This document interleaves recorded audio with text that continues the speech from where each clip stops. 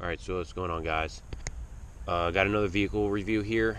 I'm pretty much done with the Mustangs unless I see a different one or somebody wants to request another type of Mustang review on it. I've had some people come in on some comments on some videos, and they've requested some vehicles that they want to have reviewed. I have taken those into account, and I will get those out to you guys once they show up on the lot. I know one person asked for an EcoSport. Once it shows up on the lot, I'll get that video out as soon as it shows up. And then another person asked for the I believe it was the 2018 or 2017 Focus RS. The dealership said they had some, but I drove around it and I cannot find them. So that they probably have them being cleaned or something, or somebody's out driving them.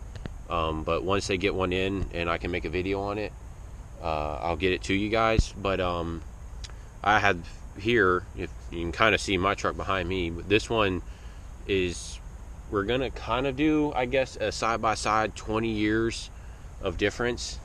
But otherwise I'm just gonna be focusing mainly on the 2018 Explorer.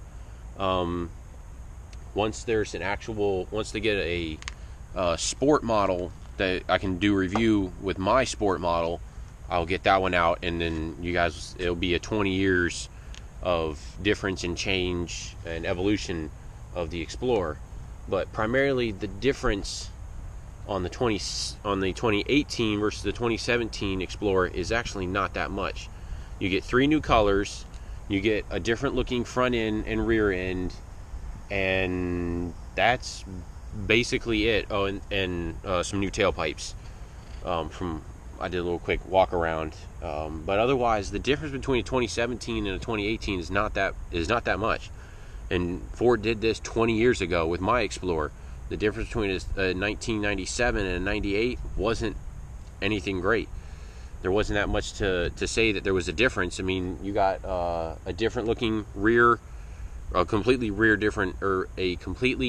different looking rear end, and that was basically it. And then some couple things on the inside. But today's vehicles, it's so hard to change stuff on the inside that the technology is growing so fast, but they want to keep it, I guess, something new or exciting for if they do a complete vehicle refresh. Which if history repeats itself on the Explorer, the new vehicle, I suppose the new vehicle refresh will be in 3 years, maybe 2. So I'm gonna see if I can call it right, because they did the same thing with my Explorer. So I'm gonna see if I can guess it right, and if in a year and a half or 2 years we hear something from Ford, I'm gonna say I called it and I know my stuff. But basically we're gonna go over the 2018 Explorer, all its little differences versus the 2017. I got rows of them behind me. It would be kind of hard to see with the sun glaring, but basically if you look over on that one, you see how the front end looks, and then we look over to this one. Of course they're going to be 2 different packages, but you get an idea of the fog lights are changed, the whole lower section of the grille is different. Basically that's it. That whole lower grille has got a little more bulky, where this one's a little more clean, defined, has some nice curves and some sharp edges. The fog lights, there's an air inlet, I guess, to increase aerodynamics of the vehicle. But this right here, this little beam is, I guess, would be the running light or turn signal, or a combination of both, or just an accent lighting. But this will probably be your fog light, if that is what it looks like from the Mustang. If we go around to the rear, there's nothing too much different on the inside. This one is 47.810. This one has the 3.5 naturally aspirated V6. This one does have a 6-speed automatic, and this one is 4-wheel drive. But the differences in the back are the lower bumper. That's basically it. The lower bumper is tucked up more.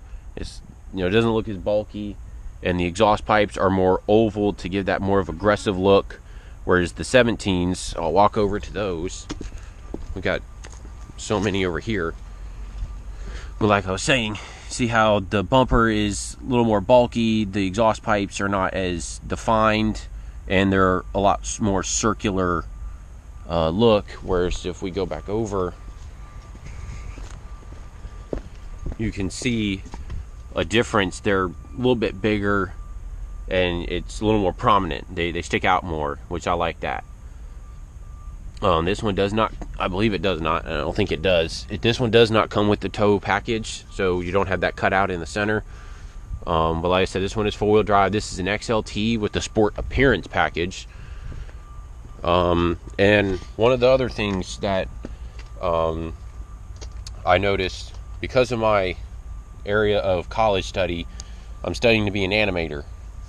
And one of the things I've noticed on the Explorer is, here's the rear section window on my Explorer. You know, it's big, but it's at a slant. Here's the 2018. Now, of course, you know, they've kept this, but the window, of course, has gotten smaller because there's 4 doors, but this window would have been the same size. But they've kept that slant look to it, but they've made it just a little more aggressive, where this one is not as aggressive. Overall, like I said, there's not much of a difference between a 2017 and a 2018, because history is repeating itself again. Which, you know, if it ain't broke, don't fix it. You know, just keep, you know, some small changes here and there to make it more, to make a difference in the vehicle. But overall, this vehicle is literally the same. You could literally just say, if someone didn't realize, they could say, oh yeah, this is a 17. But, you know, to the trained eye, someone who actually knows it would say, no, that's an 18 because of this, this, and this, and this. But overall, that's it for this video.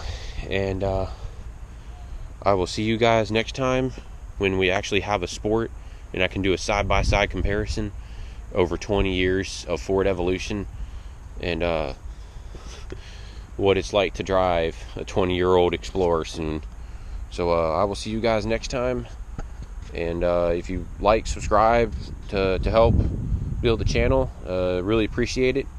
We're doing good. The Mustang videos, the last one I put out, the twins, at first it was a little slow, but then it literally took off over the holidays. But otherwise, and I hope everybody had a happy Thanksgiving. We'll be heading towards Christmas now, so I hope everybody had a good holiday, and I'll see you guys next time.